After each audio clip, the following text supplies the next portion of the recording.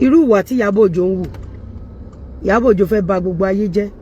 Ìyábọ̀ Òjó ti make this country to be unbearable for the hard workings.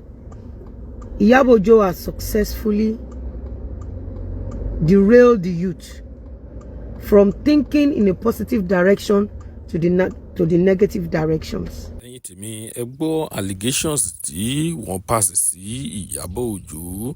Wọ́n ní Ìyábọ̀ ò jẹ́ kí gbogbo àwọn youths kí wọ́n ronú bí ó ṣe yẹ kí wọ́n ṣe ronú mọ́ o. Ó ní Ìyábọ̀ Òjó ló change gbogbo thinking mentality wọn. Nǹkan tí arábìnrin tí a ń pè ní LIZZY ANJORIN tí ó sọ nínú fídíò yìí nìyẹn.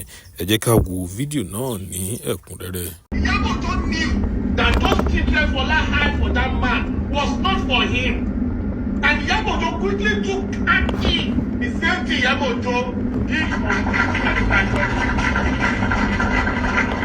Why is Ìyábọ̀ Òjó always standing for everything negative in her life?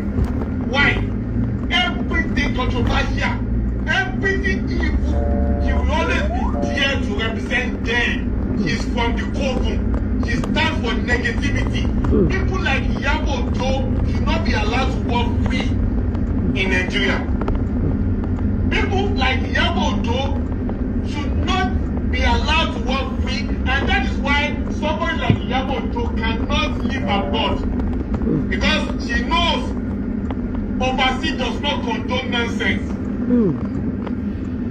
She knows overseas does not condone nonsense. Let me tell you, they are turning Nigeria to a lost country. A lost country with no laws. A lost country with bastard.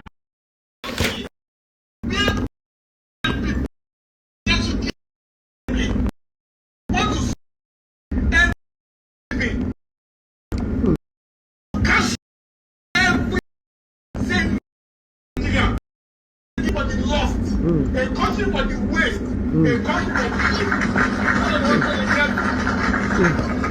but if you don't join us, you are finished. That's what I want to tell you.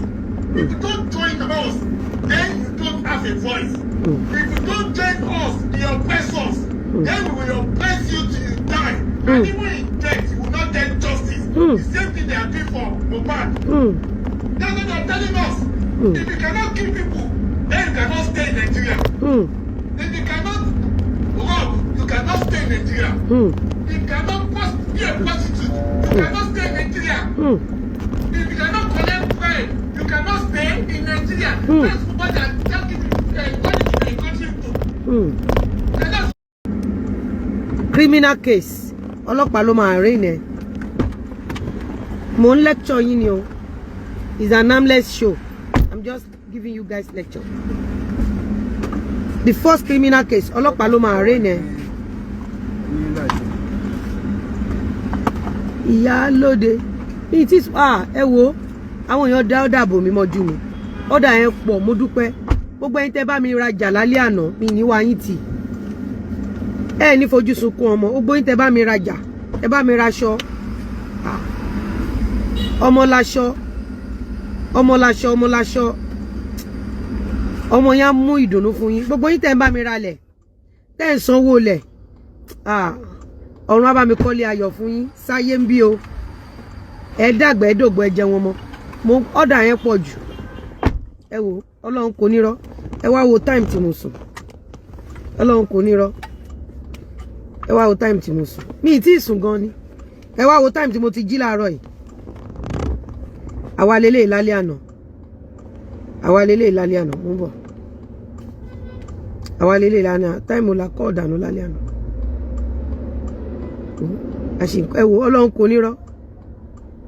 Mo pe ṣóòrù kọ́rẹ̀lẹ̀. Òru ní gbogbo eléyìí náà àbí? Kódà mo pe sísítà mi lórúkọ gbé. Orúkọ òru là ń pe gbogbo àwọn pípì. Ẹ wo Ọlọ́run kò ní rọ́.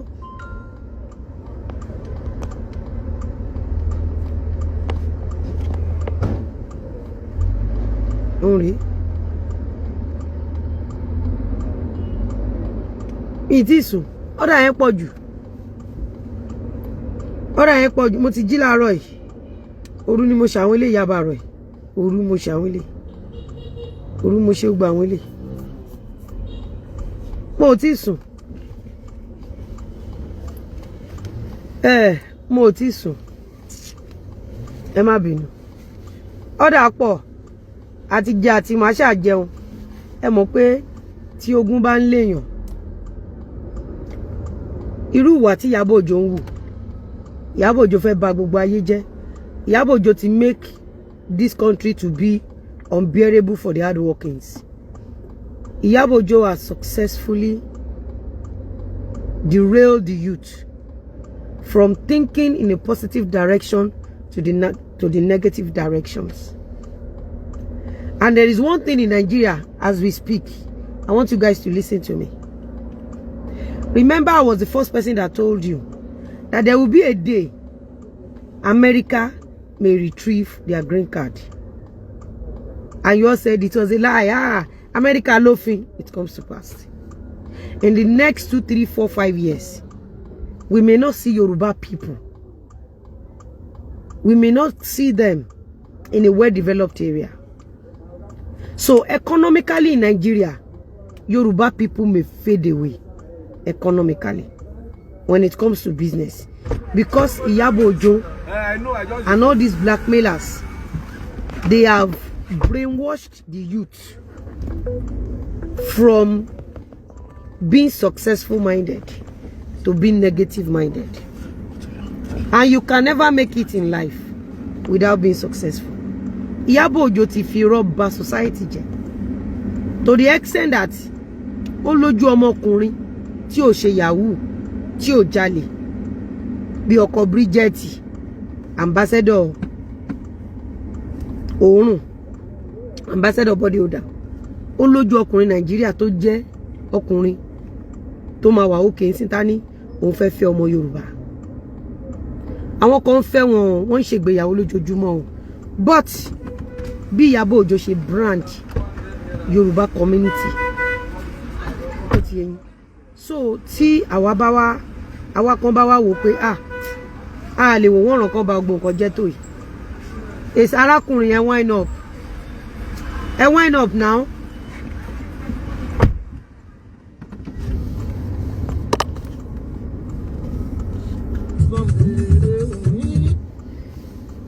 Èmi ò mà ní sọ sí yẹn